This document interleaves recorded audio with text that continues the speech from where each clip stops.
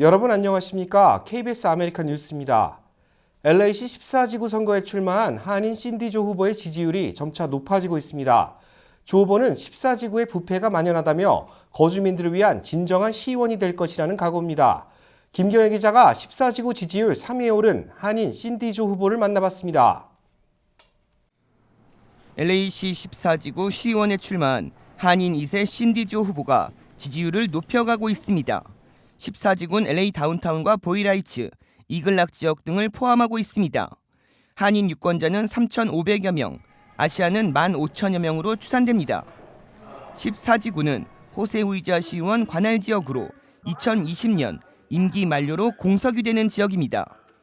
현재 후이자 시의원은 부패 혐의 등으로 연방수사국 FBI 조사를 받고 있습니다. 조 후보는 14지구 부패척 결과 노숙자 증가를 막기 위한 렌트 컨트롤 확대, 치안과 환경 개선 등을 공약으로 내걸었습니다. I'm already running a 100% clean money campaign because I believe that that is the way that we get to better governance at City Hall and that we fight corruption. And because I am running a campaign that is for the people and not for corporations, developers, and charter schools.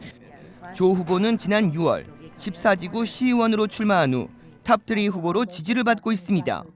아시안으론 유일한 조 후보는 기성 정치인과 달리 아웃사이더로 지역 문제점을 호소한 결과 지역 주민들에게 지지를 이끌어내고 있다는 평가입니다. 후원금 모금 순위로도 3만 4천여 달러로 3위를 기록 중입니다. 48만여 달러의 케빈 들레온 후보와 13만여 달러를 모은 모니카 가르시아 후보와는 차이가 있습니다. 그러나 기업과 지역 단체가 아닌 지역 주민들에게 후원금으로 3위에 오른 것은 주목할 만합니다. 조 후보는 12월 31일 후원금 마감 기한을 앞두고 한인 사회의 지지를 호소했습니다. Really getting the message out there that I need help with fundraising. Being a grassroots candidate means that I don't have big money donors, so I am counting on small dollar donations from the community.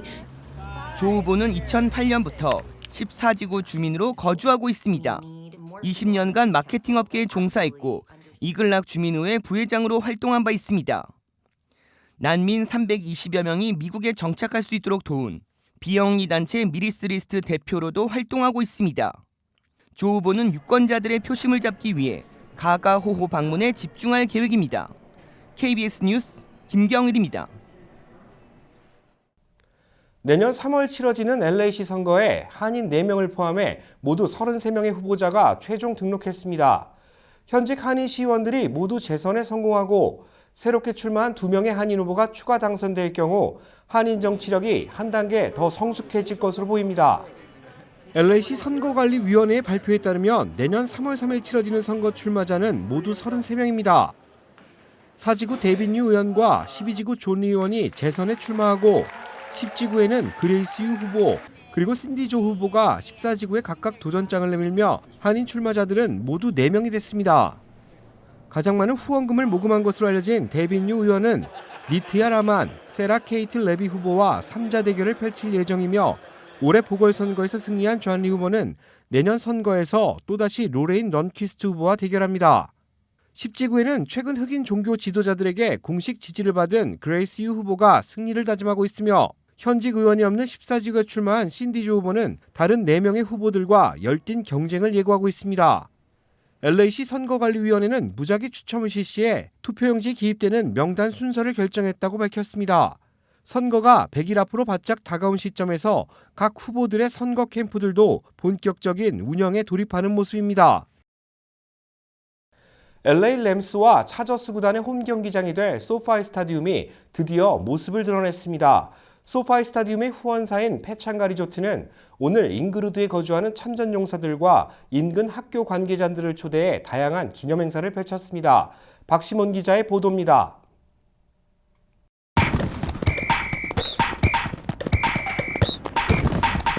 LA는 20여 년 만에 돌아온 램스와 차저스로 인한 풋볼 열기가 뜨겁습니다. NFL 시즌이 한창인 가운데 LA를 연고로 하는 두 팀의 팬들은 새롭게 개장하게 될 소파이 스타디움의 기대가 큽니다. 소파이 스타디움의 개장을 7개월 앞두고 스타디움 관계자들과 패창가 리조트는 오늘 지역 사회를 위한 행사를 개최했습니다. 오늘 행사는 잉그루드에 거주하는 참전 용사들과 인근 학교의 관계자들을 불러 스타디움 건설의 진행 상황을 알리고 선물 증정과 식사 제공 등을 통해 지역 주민들과 소통하는 자리를 마련했습니다. Yeah, well, I mean, you look at events like today, having, Meals on Wheels and U.S. Vets and these types of community events. Really, this is just the first that we will be doing here at SoFi Stadium in Hollywood Park. And so just in terms of just engagement in the community. 메인 스폰서인 패창가 리조트 역시 잉그루드 주민과 스타디움 관계자들에게 도움이 되는 일에 힘쓸 것이라고 강조했습니다. But Jonga, we like to say, we're a big family, and of course that includes our team members. We couldn't do what we do without you, and we are so glad that you're here with us today because we could not do this without you. Thank you so much. 소파이 스타디움은 298에이커의 부지에 7만 명을 수용할 수 있으며 상황에 따라 10만 명까지도 가능합니다. 2022년에는 NFL 결승인 슈퍼볼이 열리며 2023년에는 대학 풋볼 NCAA 내셔널 챔피언십 경기도 치르게 됩니다. 이와 함께 2028년에 열리는 LA 올림픽의 오프닝과 클로징 장소로도 이용됩니다. LA 램스와 LA 차저스가 사용하게 될 소파이 스타디움은 오는 2020년 완공될 예정입니다. KBS 뉴스 박시몬입니다. LA 한인타운에서 범죄를 당한 한인 피해자들이 1년 새 700여 명을 넘어선 것으로 집계됐습니다. 가장 많은 피해는 다름 아닌 절도였습니다.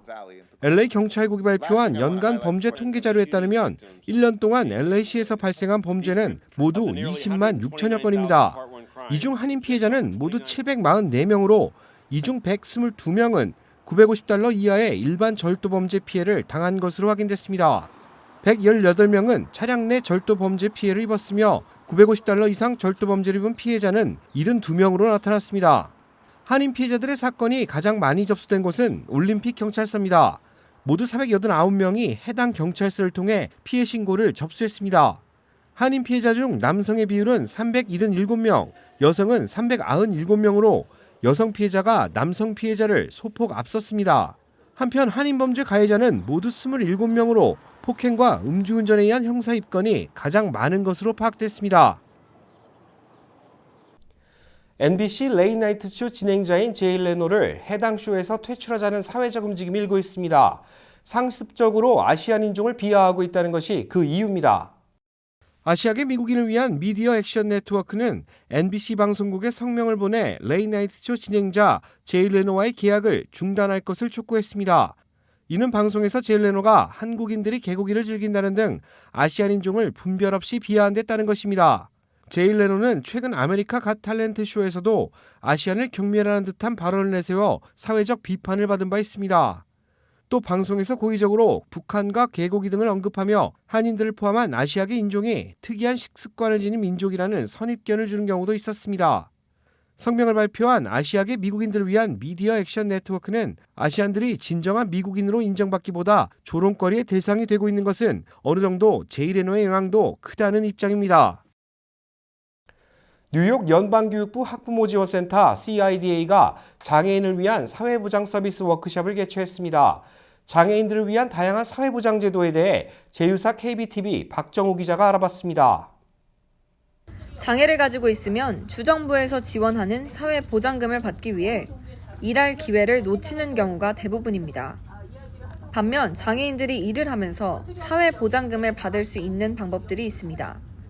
오늘 워크숍에서는 장애인들이 취업을 유지하면서 사회보장금을 받는 티켓 워크와 일을 하면서 텍스, 인컴 보고는 어떻게 해야 하는지에 대한 설명이 있었습니다. 연방사회보장국에서도 나와 장애를 가진 사람들이 받을 수 있는 연금과 사회보장금에 대해 설명했습니다. We had lots of great questions, but the most times that we had questions about was how to apply for Social Security benefits, and they can contact us by going on our website at socialsecurity.gov. Or they can call us or visit us. 특수교육에 관한 것들 0세부터 21살까지 특수교육에 관한 내용, 또 우리 학교를 졸업을 한 우리 성인, 우리 장애를 가진 분들에 대한 그런 여러 가지 처우 문제라든가 소셜 베니핏이라든가 또 부모님들이 아시고 또 장애인 본인들이 아셔야지만 되는 많은 내용들이 있습니다. 더 이상 또한 성인과 청소년 장애 자녀를 가진 부모님들이 모임을 가졌습니다. 아직까지 장애에 배타적인 이 사회에서 아이들이 능동적으로 살 수 있는 방법에 대한 의견을 나누기도 했습니다. 저는 지금 저희 아들이 27살 장애를 가지고 있는데요.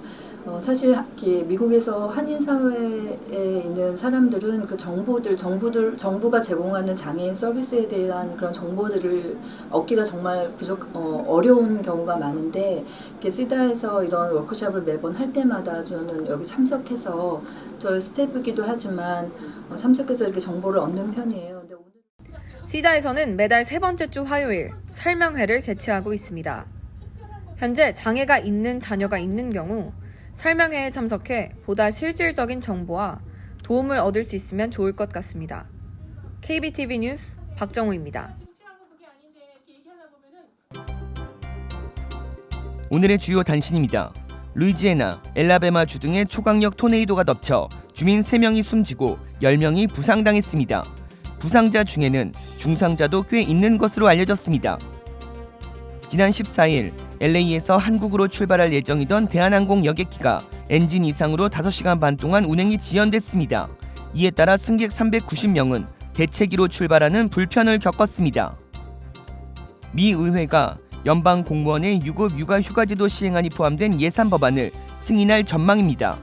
연방 공무원들이 12주 유급 육아 휴가를 사용할 수 있도록 한 부분으로 예산안이 의회를 통과하면 연방 공무원 210만여 명이 혜택을 받을 수 있게 됩니다. 기아 텔룰라이드가 최우수 SUV 타이틀 획득과 함께 2020 에드먼즈 최우수상을 수상했습니다. 에드먼즈는 비싸지 않으면서도 스타일과 품격은 럭셔리한 SUV라고 평가했습니다. 중국의 두 번째 항공모함이자 최초의 독자 기술로 건조된 항공모함이 취역했습니다. 중국은 사실상 미국에 이어 세계 최강의 항모 전력을 갖춘 대양 해군 국가로 부상해 미국의 아시아 태평양 전략에 큰 위협이 될 것으로 분석되고 있습니다. KBS 아메리칸 뉴스는 시청자들의 의견을 소중히 생각합니다. KBS 아메리칸 뉴스 마칩니다. 고맙습니다.